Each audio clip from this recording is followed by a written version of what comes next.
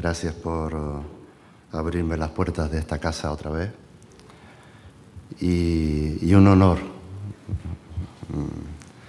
vibrar con esa música que sale del corazón, Antonio. Muchas gracias. Como ven, he elegido el tema Satori, la iluminación en el budismo zen. Eso de en una semana veremos que no. Y bueno, es una ponencia que la enmarco dentro del taller de espiritualidad que esta casa lleva desarrollando con éxito, ¿no?, durante tantos y tantos años. Y si les parece y la cosa coge el vuelo, pues al final de la presentación abrimos un turno de compartir, preguntas, diálogo, lo que salga, para que luego Antonio cierre otra vez con esa flauta tan hermosa.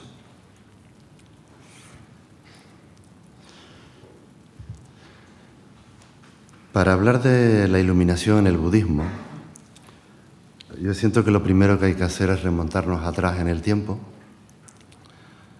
Estamos hablando de unos 2600 años. Si bien la experiencia alcanzada por ese ser humano que está representado en esta imagen, me refiero a Siddhartha Gautama, esa experiencia trasciende las referencias espacio-temporales, porque el despertar de la conciencia se actualiza siempre en el presente. Ya decía Ramana Maharshi que la iluminación no es que sea difícil de alcanzar, sino que es imposible de evitar. Es decir, porque es una frase con mucha profundidad y una hondura de mirada muy hermosa, ¿no? Es decir, que nuestra naturaleza primigenia es luz, es conciencia despierta. Y ahí nos tenemos que ir a la poesía, a esa mística del silencio, para tratar de hablar de esto.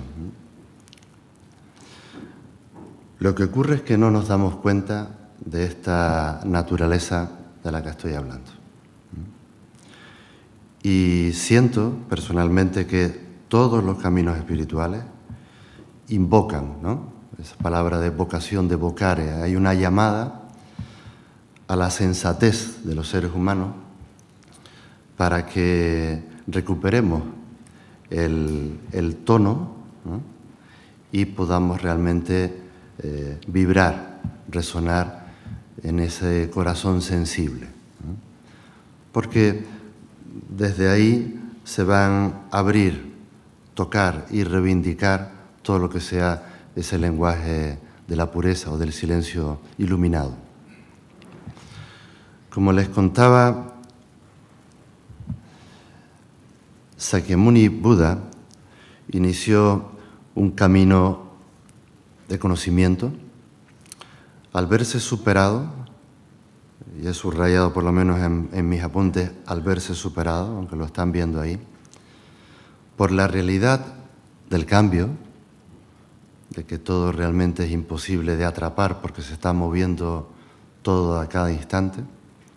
Él se vio superado por eso y constató que esta realidad para muchos de nosotros es vivido bajo el signo del sufrimiento. Así que él, tras muchos años de estudio y de práctica meditativa, alcanzó finalmente un estado de dicha, de gozo y de amplitud de la mirada. Hablo de la conciencia expandida, ¿no? Y lo vamos a conocer en el budismo antiguo bajo el término nirvana.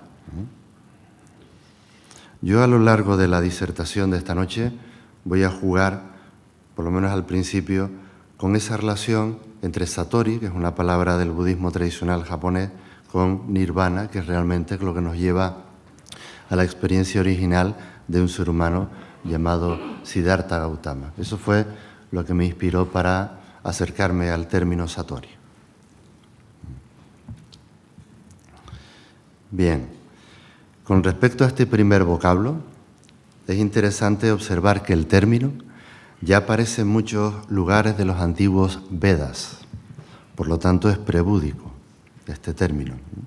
Y la palabra, como dijo Armando, soy filólogo, soy profesor de secundaria, o sea que todo la parte etimológica a mí me atrae, ¿no?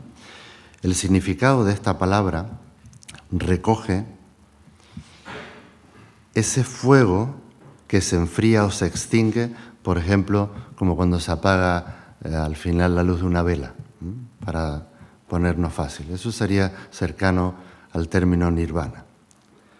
Dice, bueno, que tendrá que ver la vela con el sufrimiento, ¿no?, humano.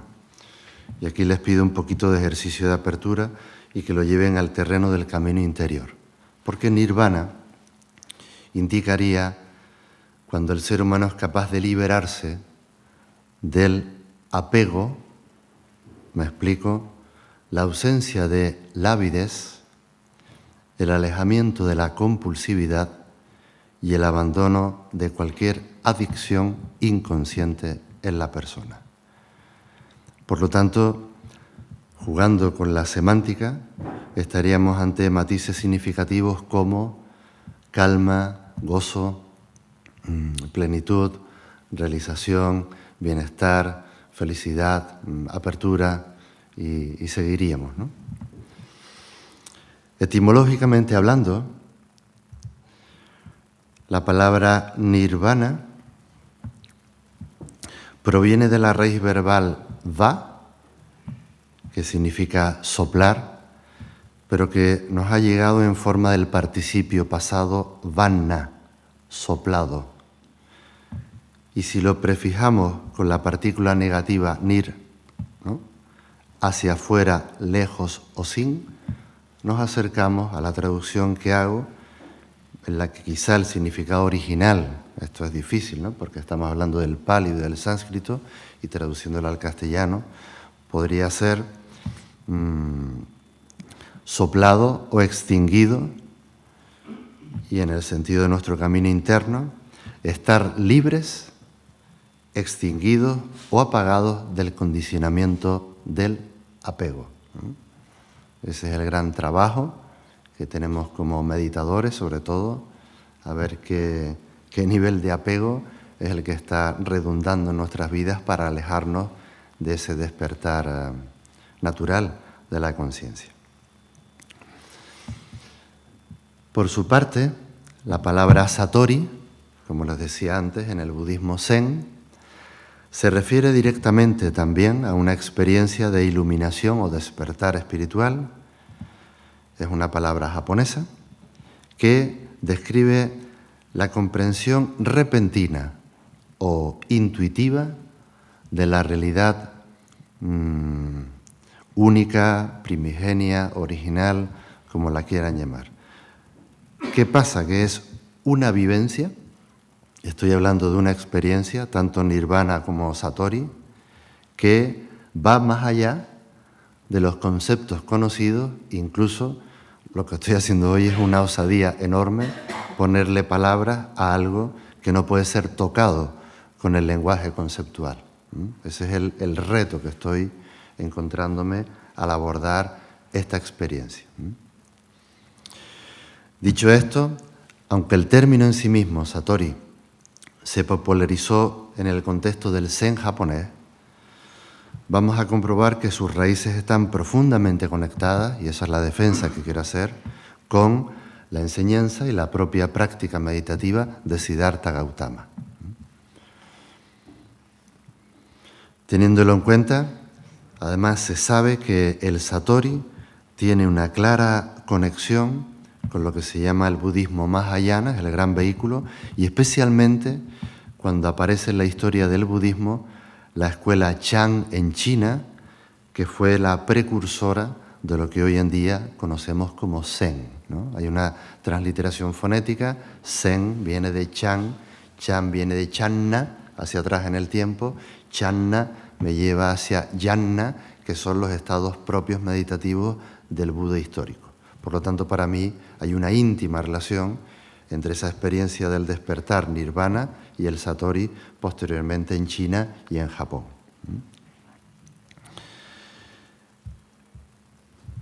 En China, que es donde estoy ahí atendiendo, ¿no?, se valoraba la experiencia directa de la realidad más que el estudio de los textos o de la práctica, por ejemplo, de las ceremonias y de los rituales.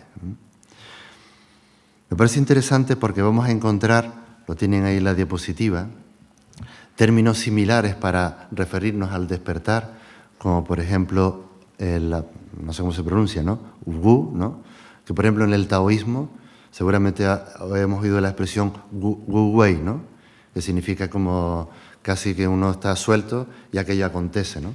Eso está muy cercano realmente a la palabra satori, nirvana o incluso kenso, también, que es una palabra que nos relaciona a esta semántica. Y no sé si conocen el concepto koan, ¿no?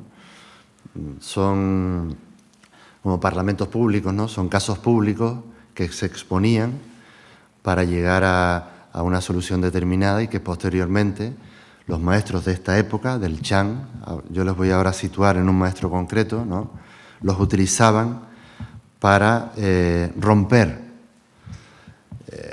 es un poco brusco el verbo, ¿no?, pero para llevar al discípulo a un estado extraordinario de la mente que dejara a un lado el control de lo conceptual y pudiera realmente abrirse a tocar esa esencia de la fragancia del instante perfumado, ¿no? Y me pongo así y me sale la poesía otra vez, ¿no?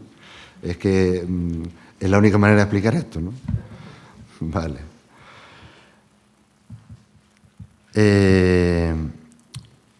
Así que, dicho esto, vamos a observar diferencias y similitudes entre nirvana en India y satori en Japón.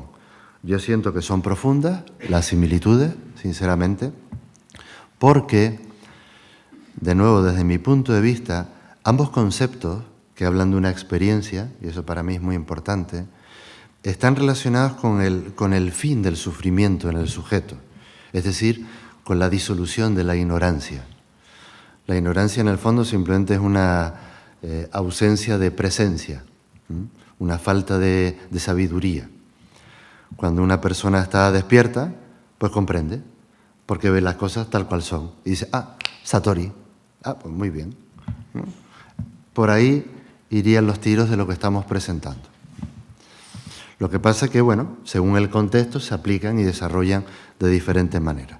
Pero uno y otro apuntan a la trascendencia de la percepción ordinaria, es decir, a como estamos habituados a interpretar la realidad, que todo pasa siempre por el filtro de nuestros patrones y creencias que están muy adheridas, de las cuales muchas son inconscientes, y en el budismo se dice que esa percepción condicionada, que nos aleja del satori, está vinculada con nuestro desconocimiento de los llamados tres venenos, ¿no? El apego, el odio y la indiferencia, en el sentido amplio de un estado de ilusión impresionante. Sería la ignorancia, en resumen. Y aquí les pongo un poquito, ¿no?, la síntesis de lo que acabo de exponer al principio, para que ustedes puedan ver el correlato, que les sea fácil y seguirme, entre nirvana y satori, ¿no? Nirvana se habla de una extinción completa de cualquier tipo de adherencias que en el sujeto dejan huella, ese sería dukkha, el sufrimiento, ¿no? Y por lo visto es un estado permanente y definitivo en la persona que se alcanza después de un proceso de liberación de todas esas identificaciones ilusorias y una apertura a ver la realidad tal y como es. Y el satori se lo ve como una experiencia de despertar súbito, una visión repentina que proporciona un destello de conciencia, un destello de conciencia, un destello de conciencia, y algunos autores, y al final me meteré donde no me llaman, pero haré mi interpretación de esto. Algunos autores dicen que esos despertares significativos en la persona ¿vale? Suponen un avance significativo, pero la práctica continúa. Evidentemente que continúa, ¿no? Que uno alcance un chispazo de iluminación, estate quieto que este año tenemos todos que pagar Hacienda, sí o sí, ¿no? O sea que cuidado con las ilusiones que nos hacemos de esto, ¿no? ¿Por qué digo esto? Porque para mí lo relevante es que en ambos casos hay un reconocimiento muy hondo de la naturaleza de todas las cosas, que igual lo han oído, que es el término Q o sunyata, del vacío, de la que habla esta tradición, junto a un aprendizaje para fluir en ese río de la eterna impermanencia y tener la capacidad de adaptarte, por lo tanto, tener el conocimiento certero de que todo está vibrando en interdependencia. Yo siento que tanto el nirvana como el satori, ¡pac!, cuando te abren, no deberíamos poner distinciones conceptuales a una misma experiencia que ya trasciende y marca a la persona porque la lleva a un estado de gozo, ¿no? De una dicha real. Bien, en la China, como les decía antes, de la dinastía Tang, aparece este maestro. Para mí es un descubrimiento nuevo, me vino también del maestro Eric Romeluer, con el que tengo una vinculación muy cercana. Me dijo, bueno, Denko, pues estudia a Keijo Sumitsu, porque es una persona que realmente ahondó en su profunda erudición en el término Satori y estuvo muy influenciado por dos escuelas importantes de la tradición del budismo mahayana indio chino todavía, que son la escuela Yogacara y la escuela Madhyamika. Por ejemplo, una de ellas tenemos como gran referente al filósofo, al gran maestro y pensador Nagarjuna. Vale. Pues a lo largo de los escritos de Keijo Sumitsu, yo encontré diferentes referencias al término Satori, que es la exposición que estoy tratando de hacer hoy. Y he escogido como 5 enseñanzas relevantes para él. Y luego, recuerden lo que dije antes, que el Chan, ¿no?, es el preámbulo a lo que conoceremos posteriormente en Japón como budismo Zen. Por lo tanto, uno de los grandes maestros Zen, del que luego hablaré, que es Eihei Dogen, se ve muy influenciado por toda esta impronta del Chan primitivo de esta época, que son siglos de oro, ¿no? Siglo VIII, IX de nuestra era. Vale, el primero es este. Bueno, los tienen todos ahí, yo voy a ir hablando, pero lo que aporta Keijo Sumitsu es lo siguiente. El primero, él enseñaba que todos nosotros, todos los seres, compartimos el estado de la conciencia de la naturaleza luminosa y brillante. Y por lo tanto, para él, el Satori es como un desvelamiento instantáneo de lo que ya está presente en cada ser. Me lleva incluso a Rumi, ¿no?, a desvelar ese tupido velo que no nos impide ver la realidad tal cual es. Esa es una primera característica de la que habla este maestro. Y que cuando se descubre ese velo, ¡pac!, lo ves inmediatamente, es directo, ¿vale? No hay filtros de la realidad. Esa es la primera. La segunda, él dice que el despertar, esto es muy interesante, no depende únicamente de la práctica de la meditación, sino que debe ser combinado también con el estudio y la comprensión del Dharma. Se entiende el Dharma, uno de los 3 grandes tesoros de la tradición budista. Cualquier escuela tiene el Dharma como uno de los 3 tesoros. Es decir, hay muchísimas enseñanzas. Evidentemente, la más importante es la que vehiculó Siddhartha Gautama como gran pedagogo de la conciencia. Bueno, y hoy, gracias a esa impronta de él y de muchos maestros y maestros, estamos actualizando esa comprensión de esa experiencia. O sea, hoy, por ejemplo, es una conferencia que espero que traspase la parte conceptual, ¿no? Pero hay un esfuerzo intelectual por ponerle orden y tratar de entender lo que estoy exponiendo. Esto es una influencia de la escuela Yogacara, en Keijo Sumitsu.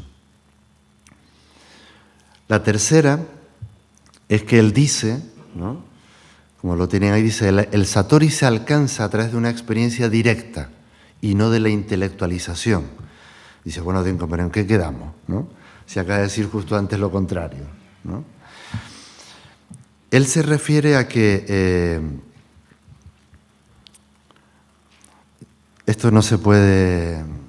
A ver, yo últimamente hago el esfuerzo de diferenciar, o por lo menos invitarles a que diferencien en castellano, ¿no? Hay dos verbos, entender y comprender. ¿Estamos de acuerdo? Si lo entienden, no tocan lo esencial. Si lo comprenden, han tocado lo esencial. Eso es la tercera. ¿Vale? Por lo tanto, ¿qué hay que hacer cuando uno se sienta a meditar? Dejar de entenderlo todo y abrirse realmente a que aparezca esa fugacidad del instante directo y diga, ¡ay, lo veo! Pero cuidado con nuestras pretensiones, porque le vamos a exigir en la práctica meditativa una serie de resultados y así no funciona. Ese es el tercer apunte de este maestro y me parece muy certero. El cuarto es que el Satori no se puede forzar y, dice él, es necesaria una mente abierta y desinteresada. Me parece hermosísimo, hermosísimo. O sea, cuando tú te sientas de verdad y sueltas, porque ahí dice, ya está, aquí está el universo entero y yo soy uno con el universo entero. No hay absolutamente nada que hacer. Es una maravilla, ¿vale? Y eso es lo que enseñó Siddhartha, y la que todos los maestros pues se ponen a darle vuelta a la misma experiencia. Y esto no se puede forzar, o sea, aparece de manera asombrosa, ¿no? Es el lenguaje del asombro. Por lo tanto, a mí me lleva a hablarle, antes hice un correlato de la palabra Zen, si estuvieron ahí atentos, con la palabra Chan, Channa y Yanna, ¿no? Los yannas es un término del budismo antiguo, se refiere a los distintos grados de absorción o de contemplación meditativa que el sujeto experimenta en ese momento de abandono tan sutil, tan hermoso. Vale, pues eso es lo que está hablando él en ese cuarto punto que tienen en la diapositiva. El quinto, y este es muy interesante, porque además eso ha llegado incluso a Occidente, dice, es completamente simultáneo, el despertar es simultáneo con la vida cotidiana. Es decir, hay algunas tradiciones espirituales que ven el despertar como un algo futuro y no como algo que sucede instante tras instante. Por ejemplo, me vienen ahora las palabras del maestro Thich Nhat Hanh, ya fallecido, ¿no?, que él tiene un libro que es muy bonito, dice, no sé, como instante presente, instante maravilloso, ¿no? Y ya pasó. Ay, ¿y usted dónde estaba? Ah, es que no me había dado cuenta. Pues venga, habrá que volver al estado de presencia para verlo tal cual. Cuando te sitúas en el eje, eso acontece. Y para este maestro, el Satori no es un punto de llegada. Eso también me gusta a nivel personal. Como que la práctica es todo el tiempo. Ya tú ganaste hace un rato. No esperas llegar a una meta. O sea, ¿cómo se dice? La meta es el viaje. Entonces, la meditación es todo el tiempo. No hace falta que estés sentado de una determinada manera para poder experimentar el Satori. Lo que pasa es que hay que estar muchas veces sentado para poder experimentar el Satori con 3 horas de retraso de avión, ¿no? Como me ocurría a mí, digo, a ver si me centro para... En fin. ¿Van bien? ¿Se comprende? Muy bien. Digo, si me digan, ¿se entiende? Fracaso. Vale. El otro maestro del que quiero hablar, por necesidad, por veneración, por respeto, es este maestro, Eihei Dogen. Es el gran referente para la tradición Zen, el Zen se ramificó en muchas escuelas. La escuela Soto Zen, de la que yo soy uno de los herederos, ¿no?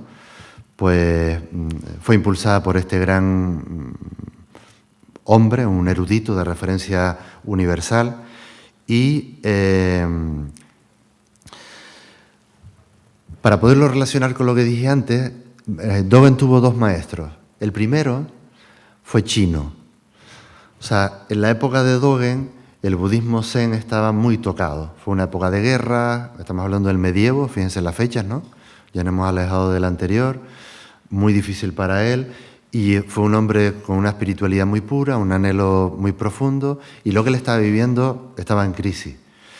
Bueno, pues es un ejemplo de determinación, porque se cogió y se fue hasta China. Bueno, no les voy a contar ahora la biografía, pero es un impulso impresionante para poder ir a la fuente del gran asunto. Y se encontró con su maestro que se llama Tendo Nyoyo, el primero de ellos, y ahí heredó, desde mi punto de vista, una clara referencia de todo el budismo Chan del que les hablé antes. De hecho, con el maestro Meiho Sumitsu, ¿no? Y yo quiero destacar también algunas enseñanzas de Dogen, a ver si ustedes encuentran alguna referencia con el budismo chino, si se actualiza o no, porque para mí hay semejanza. La primera es que para Dogen hay una obra, por si les interesa, de referencia que se llama el Shobo Genso, igual la conocen, está traducida en castellano en varias editoriales, y hay un capítulo muy bonito que se titula Daigo, que lo traducimos como el gran despertar, que es de lo que estamos hablando hoy, la gran iluminación o la gran realización, que es otra manera de también expresar esto.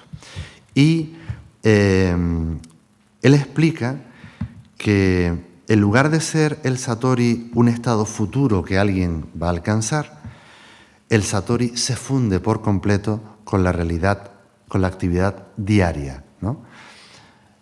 Esta es una frase de Dogen para que lo entendamos. Dice, el despertar del Buda no está en ningún momento ni en ningún lugar específico, no es distinto de nuestra vida cotidiana, la iluminación es inseparable de nuestra práctica. Y puse la foto clásica del monje, ¿no?, en un templo japonés, que se lo ocurran ellos solos para mantener aquello, ¿vale? Por ejemplo, en nuestra comunidad lo tenemos tremendamente incorporado, que se llama Sammu, que es el trabajo consciente que se hace para mantener tu casa.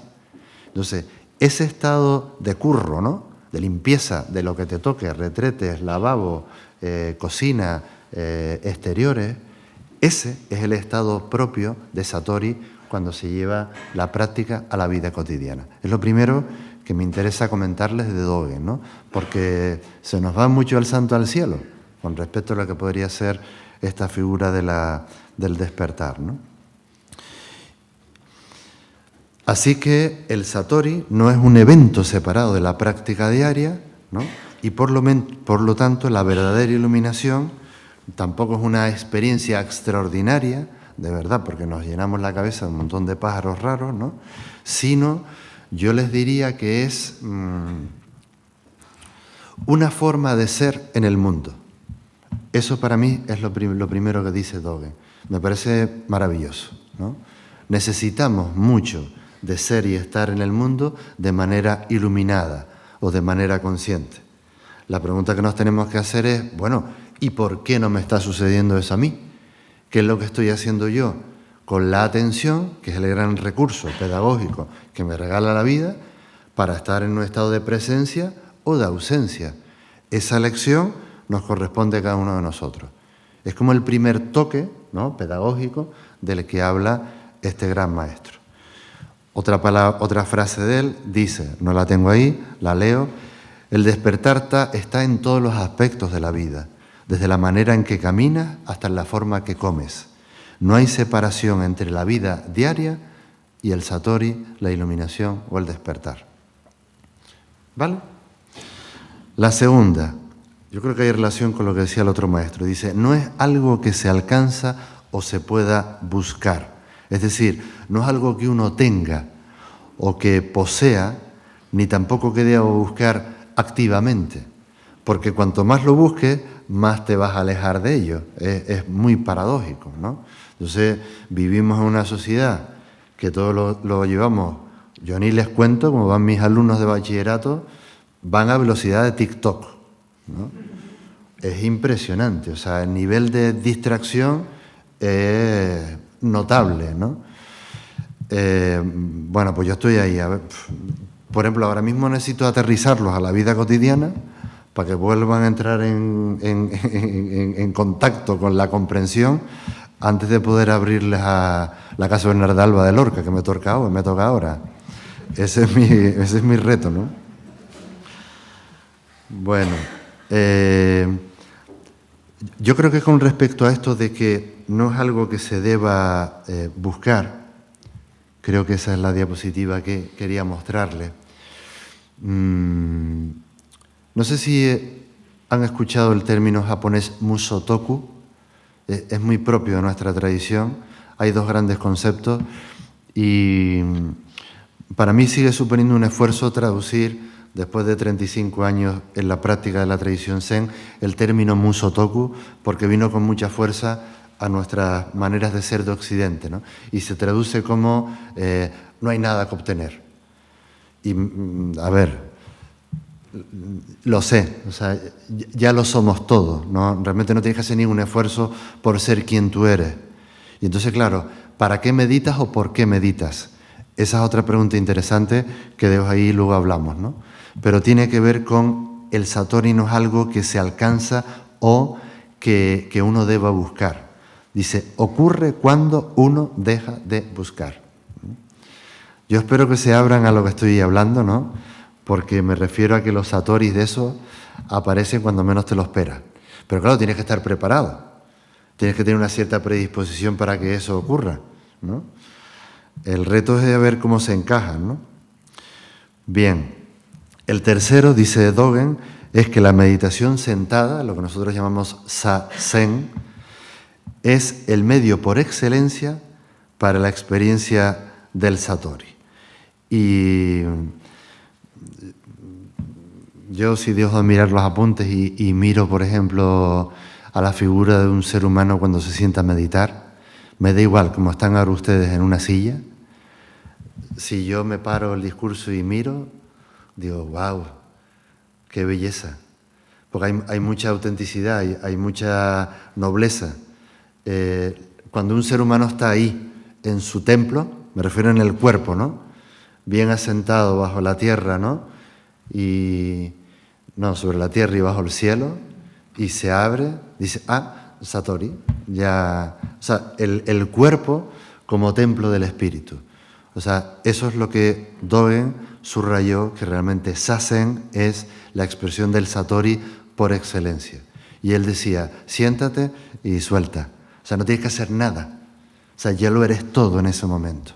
Y por lo tanto, para mí, es un principio que me lleva a la dulzura, a la ternura, a ese amor compasivo que nos sale a todos. Es una maravilla. O sea, por lo tanto, el cuidado del cuerpo es importante para fortalecer la práctica de la presencia. Y él lo dice así, ¿no? Esa es una foto del mudra clásico, de la postura de meditar. Dice, en el zazen, la práctica es el despertar. No hay diferencia ninguna entre practicar y realmente la experiencia de la iluminación. Y yo creo que el otro concepto clásico del budismo zen, si me permiten, por lo menos para que oí una cierta clase de eso, ¿no? Que pegó muy fuerte o sigue pegando muy fuerte en muchas escuelas, ¿no? Es shikantasa, que es solamente sentarse. Entonces está el musotoku, no hay nada que obtener, solamente sentarte. Si lo juntas y lo llevas al corazón, por ejemplo al cuarto chakra, y te abandonas en la experiencia, estarás vivenciando el despertar o lo que estamos llamando el satori, ¿vale? Bien, porque es que no hay una pretensión del sujeto, es un abandono consciente, en la que la respiración también es una maravilla, porque es amplia, oceánica, y te hace resonar, ¿no?, con todo el universo. Eso es lo que estaba diciendo Dogen en esta frase. Quizás relacionado con ese libro que yo no quería que Armando enseñara, ¿no?, el de las máscaras del ego, ¿no?, las quimeras del ego. Dogen dice que el despertar tiene mucho que ver con la trascendencia del ego en el sentido del aquello que nos creemos ser. Es muy importante porque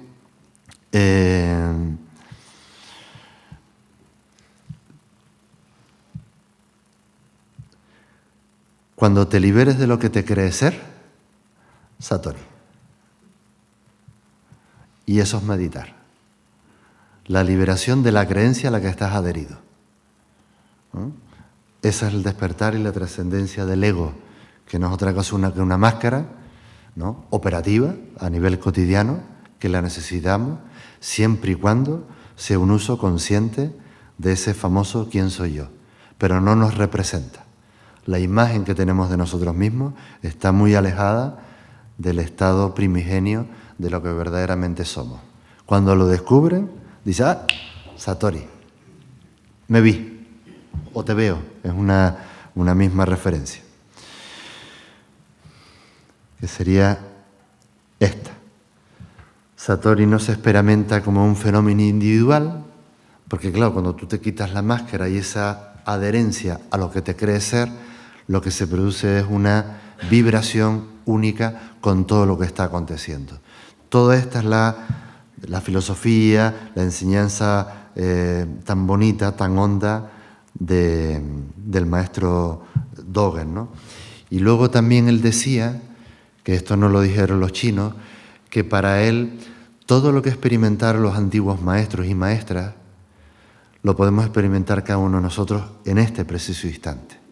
Quizá el concepto veneración en castellano no lo tenemos muy bien integrado por toda la cultura que nosotros hemos heredado, ¿no?, de castigo, de pena y de minusvaloración, pero la experiencia que han tenido todos los maestros y maestras, empezando por Siddhartha y anteriores a él, es la misma que se actualiza en el instante en el que tú abres tu corazón y te encuentras directamente con la realidad de lo que está aconteciendo.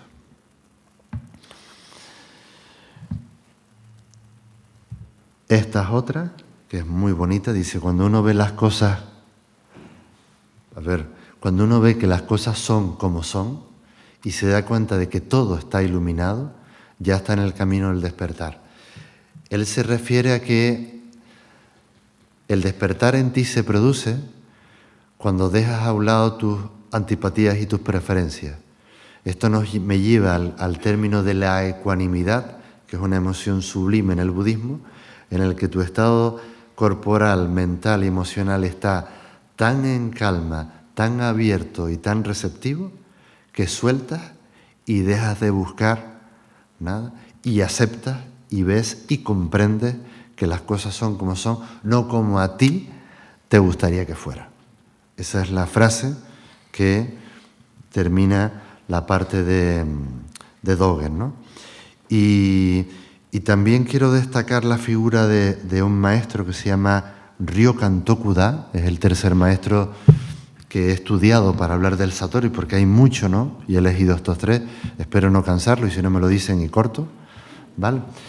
Pero me gustaría por lo menos hacer referencia a este hombre. Es que traté de buscar distintas épocas, ¿no? Fíjense que íbamos del siglo VIII, IX, a la Edad Media, este es del siglo XVIII, XIX, Ryokan Tokuda. También es muy famoso en la tradición Zen. Él fue un hombre de una lírica impresionante.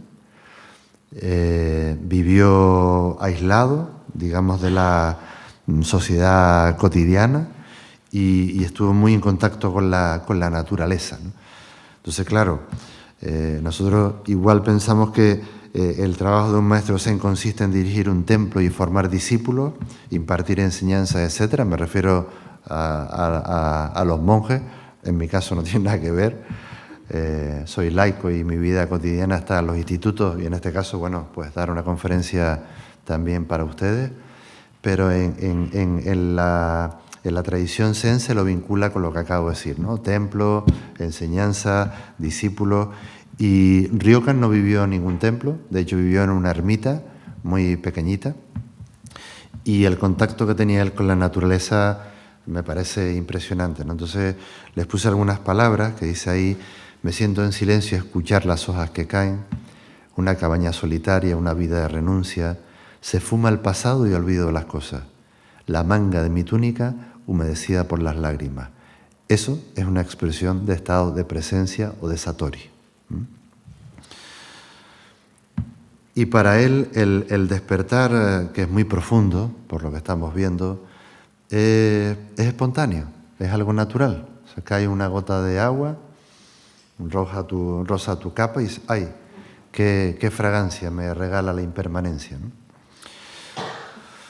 Por lo tanto, estamos viendo que la práctica del Zen es una forma de vivir directa, simple, sin complicarnos las cosas con los conceptos sobre lo que es la iluminación o la no iluminación, pero quiero enfatizar que Ryokan también, como los otros maestros, y es como empecé la conferencia, enfatizaba la importancia de trabajar con el desapego. Lo que no podemos parar es el impulso del deseo. Si quieren después hablamos de eso, eso es imposible de parar. Ahora, cuando ese impulso entra en la avidez compulsiva de querer obtener esto y lo otro, y que como no aparezca, ya verán la que voy a armar aquí, ¿no? Ese es todo el reino del apego y del sufrimiento que nos aleja muchísimo del estado del satori. Por eso él decía que de verdad que el satori es algo simple, natural, es como el rocío sobre las hojas de la hierba, siempre fresco, pero brillante.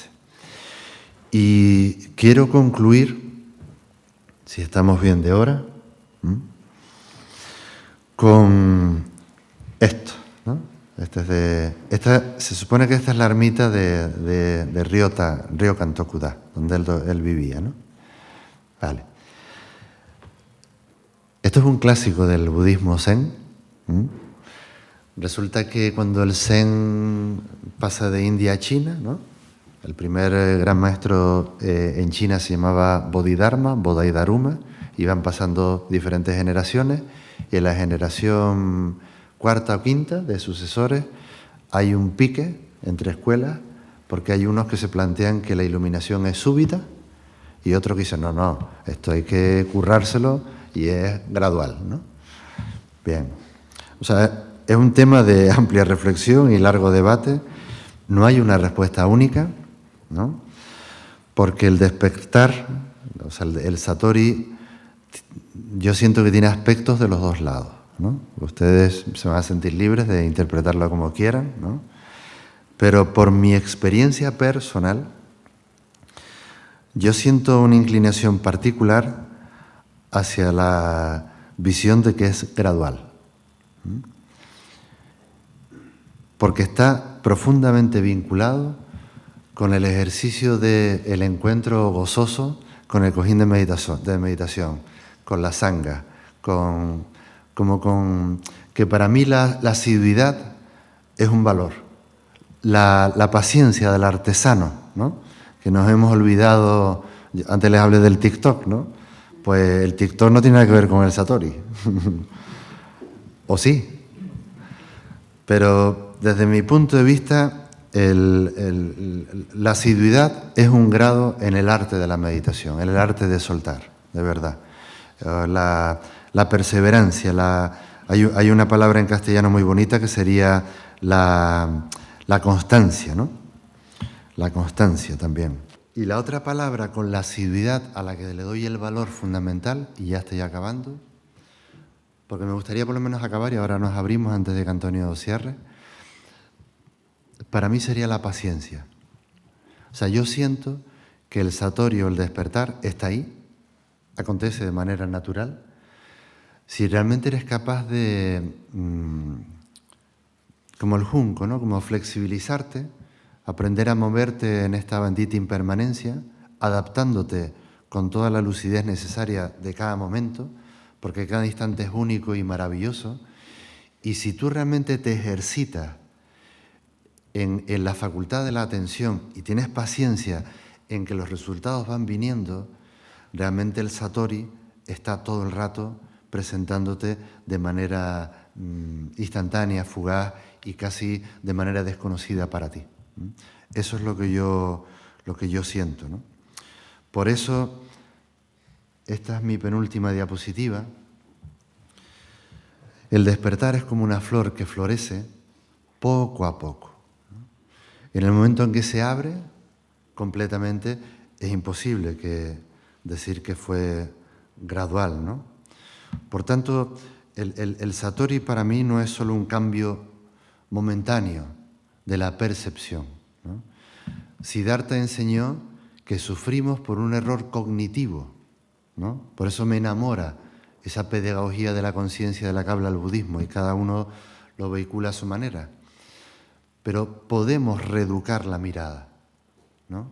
Si lo hacemos con asiduidad y con paciencia, vamos a sentir la separación, la distancia con el próximo y recuperar realmente la armonía integral de que todo está bien tal y como está. Es que no es de otra manera. El universo entero está vibrando constantemente, ¿no? Es esa música tan profunda, ¿no? Del karma que nos regalaste, ¿no? Y dice, pero qué maravilla, ¿no? Cómo resuena el universo transformándose inmediatamente, ¿no? Uno tras otro en causas y efectos. Vale, pues el Satori es simplemente vivir con simplicidad y naturalidad bajo la luz de la presencia. Y eso está al alcance de nuestro corazón. Así que toquen eso muchas veces y que todo siga siendo tal y como es. Muchas gracias.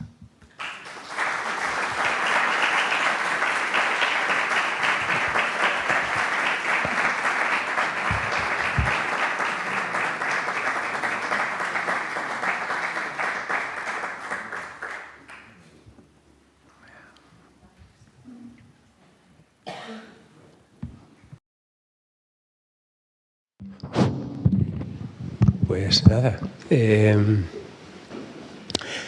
espero que tengáis preguntas, eso sí, preguntas zen, acordaros, es decir, preguntas mínimas, minimalistas, y de alguna manera, de esa manera, pues más personas pueden compartir.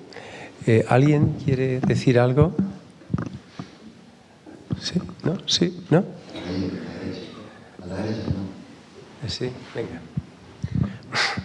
Bueno, hay uno ahí. ¿Eh? Bueno. Vamos allá. Para mí. ¿Me oye? Bueno, estos conceptos fundamentales de la espiritualidad oriental, el Satori y el otro, ¿cuál fue el otro? Nirvana. Y el Nirvana, ¿no tienen algún punto de coincidencia con lo que llamamos en la cultura occidental, en el misticismo de la Iglesia Católica, por ejemplo, del sufismo musulmán o incluso de la espiritualidad judaica? ¿No hay un punto de coincidencia? Porque al ser una experiencia del ser, es algo que está por encima de la doctrina de las religiones.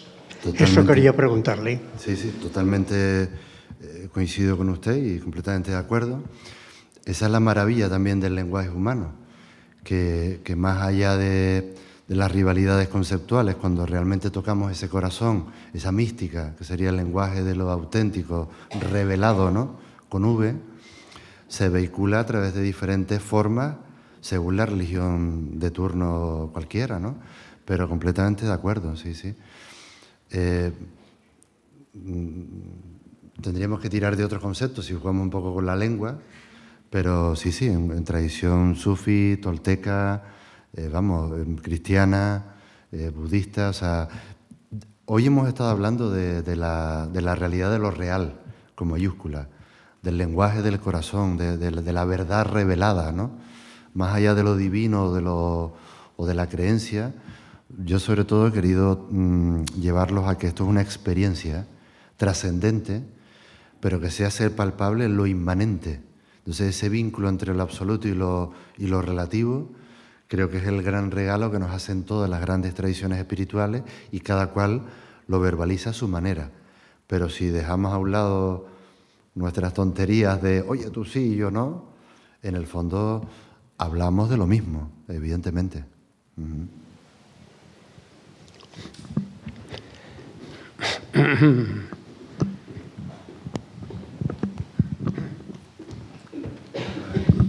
Bueno, gracias por la explicación que nos has dado. Quería hacer una pregunta sencilla, porque es que con tanto que nos has dicho y tal, pues lógicamente, de una manera simple, decía que la liberación, en cierto modo, al hilo de lo que ha dicho el compañero, la liberación en sí, el despertar, no es nada más que una manera de ver al prójimo.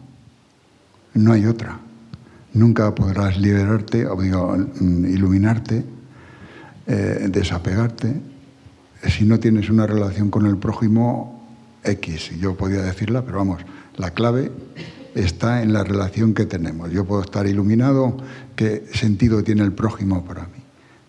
Entonces, esa es la clave. Es decir, no podrás nunca ningún ser iluminarse si no es a través del otro. La importancia que tiene el otro, y me parece muy bien porque yo a Armando le he dicho a la entrada, digo, este es profesor, se relaciona con alumnos, y digo, perfecto, porque ahí tienes un campo tremendo de iluminarte en el ahora, en el día a día.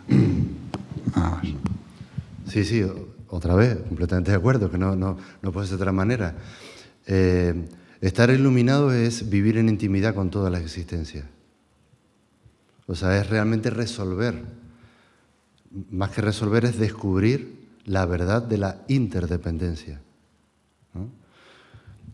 ¿Cuál es nuestro trabajo interior? Descubrir realmente la respuesta al quién soy yo, quiénes somos.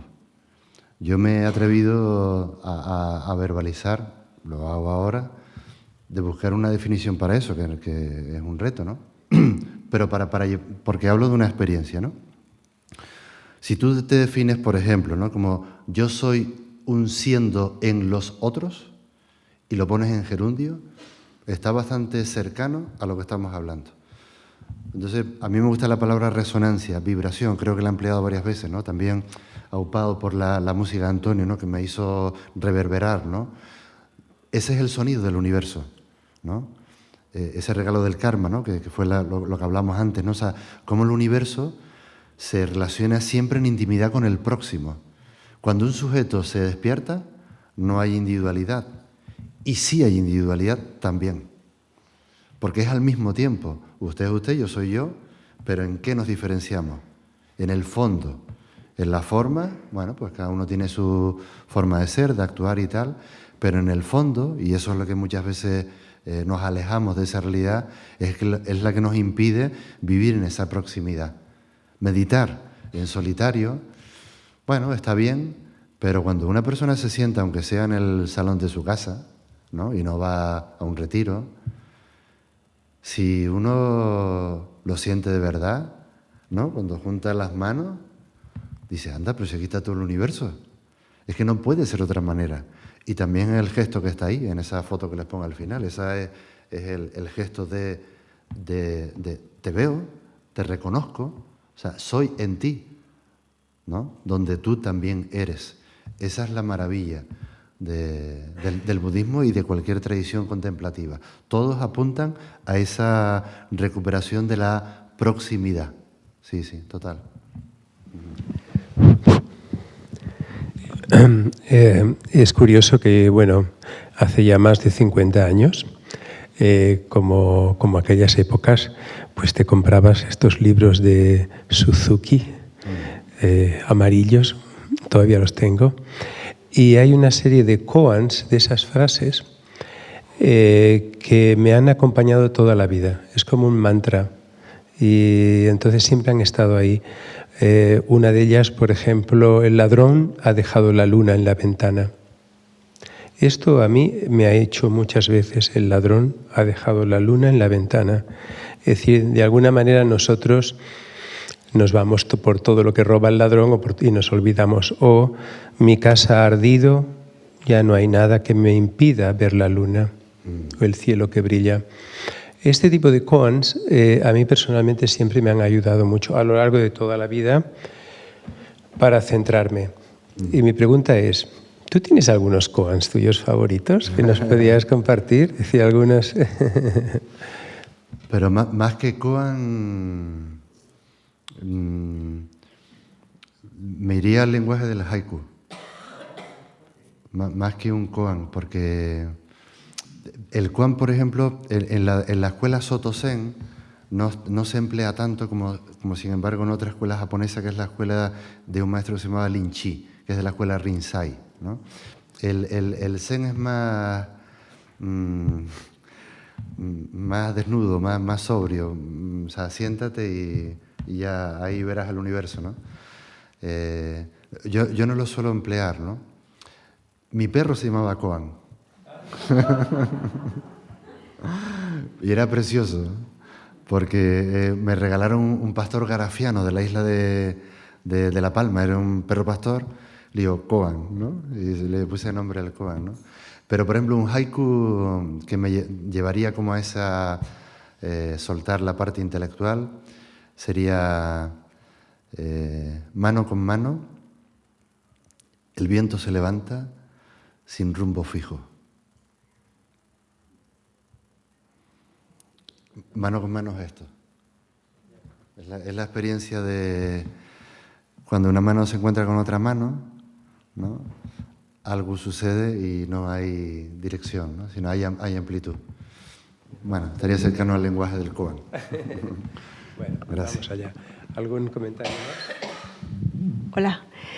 Antes nos has comentado que si queríamos, que luego nos hablarías algo del deseo. Me gustaría que nos explicaras alguna cosita. Y muchas gracias por la conferencia. A usted. El deseo yo creo que forma parte de la vida misma. O sea, si el universo entero es energía en el sentido de que pulsa, nosotros los seres humanos cogemos esa energía y la vehiculamos en dirección sobre todo a nuestras apetencias. Normal. A nuestras expectativas, nuestros anhelos, nuestras proyecciones, incluso porque también tiramos del recuerdo y de la memoria. Genial. ¿Dónde está el problema? Con hacerte uno con esa energía. El problema surge en uno o en una cuando esa energía se detiene por el impulso de querer repetir una experiencia o de que suceda de la manera que tú predispones. Así no funciona. Ese es el reino del apego. Y el apego te quema. Siempre. El deseo, al contrario, es la creatividad, es la vida misma, es qué maravilla, no se sabe cómo iba a salir esto, cómo está saliendo, ¿no? Pues es que esa es la impermanencia. O sea, los budistas decimos bendita impermanencia. Qué maravilla, ¿no? O sea, porque, ay, qué rico, ¿no? Podemos fluir, ¿no?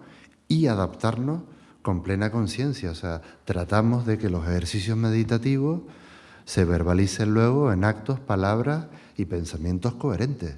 Eso es lo que le da consistencia a la vida, ¿vale? Entonces, eso es desear, pero en plenitud. Entonces, es el gozo del ser que desea. Ahora, estar atenta a ver cuándo se cuela el personaje, como digo yo, que pretende que aquello funcione como yo dicto, ¿no? Ese es el reino del apego del que hay que atender, ¿no? O sea, según cómo sea el nivel de apego en tu vida, es el nivel de sufrimiento. Así que hay que revisarlo.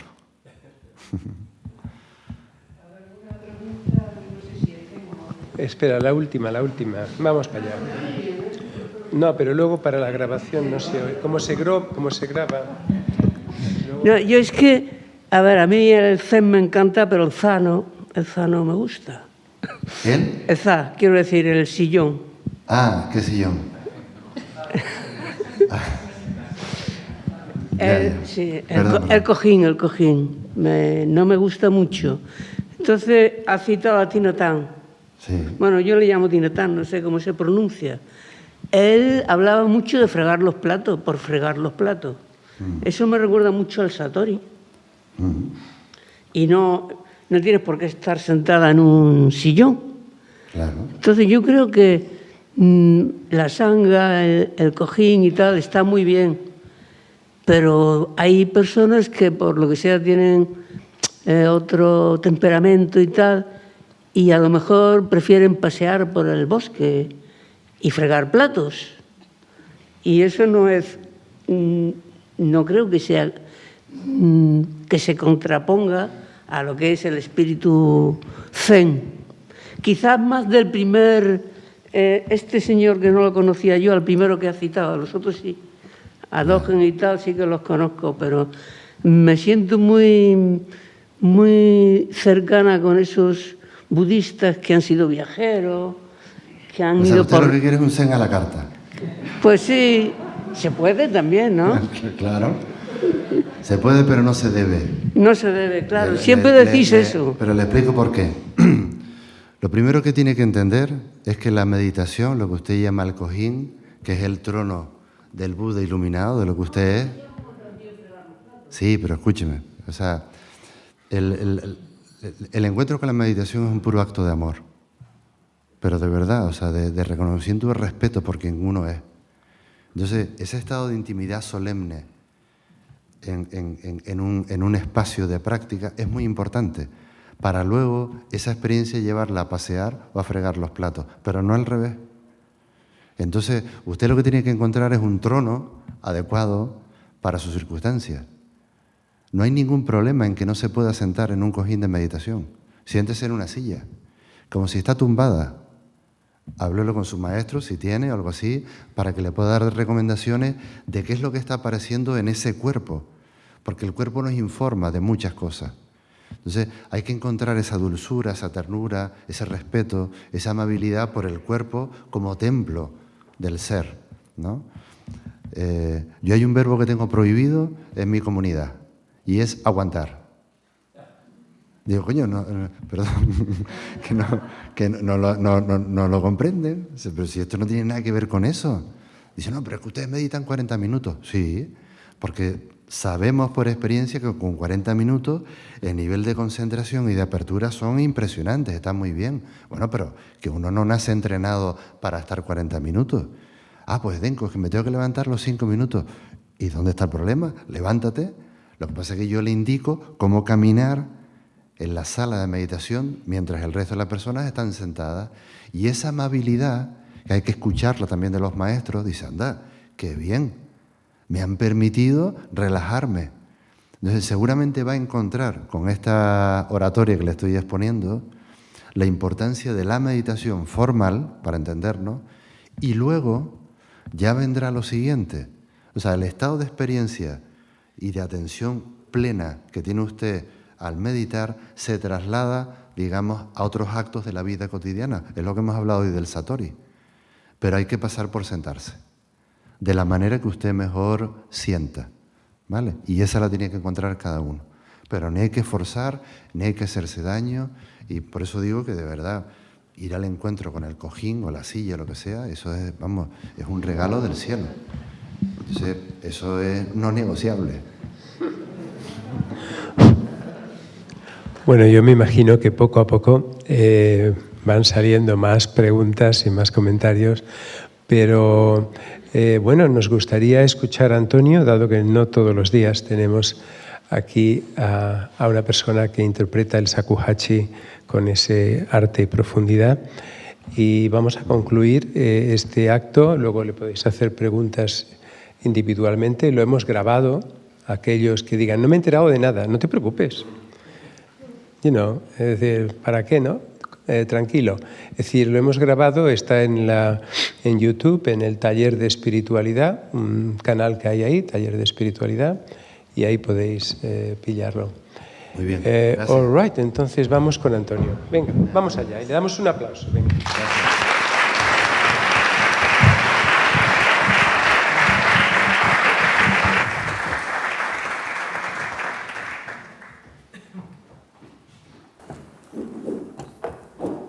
Justo cuando me encontraba con Denko minutos antes de que comenzara la conferencia, pues estábamos conversando, bueno, ¿qué vas a tocar al inicio, al final? Y ahora justo en el final, después de haber escuchado la conferencia, voy a cambiar una de las obras que tenía previsto. Y como ha hecho mención a todos esos maestros zen, la ermita, el monasterio, voy a interpretar una obra que se titula Takuma, que significa el sonido de la campana, precisamente, de un monasterio zen. Así que, si me permiten, voy a cambiar el sonido. Y esta obra, casualmente, también está compuesta por el maestro que antes he mencionado, que es el compositor de Karma, Takeo Izumi. Y como Él fue profesor de arte japonés de la Universidad de Tohoku y vive en Kioto, que Kioto es una ciudad bellísima. Para mí es la ciudad museo de Japón, ¿no? Entonces él se inspiró precisamente en esta composición del sonido lejano de la campana, precisamente dedicado pues, a los templos que hay en la ciudad de Kioto. Así que, taco.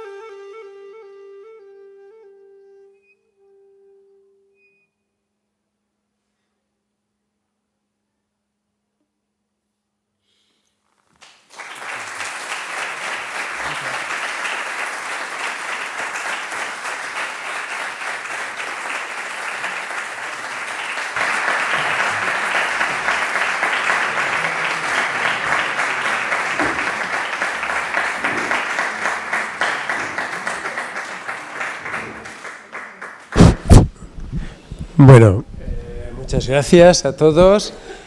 La pregunta, a ver, ¿es más fácil aprender el shakuhachi o más fácil alcanzar la iluminación? Son dos dificultades diferentes. What do you say?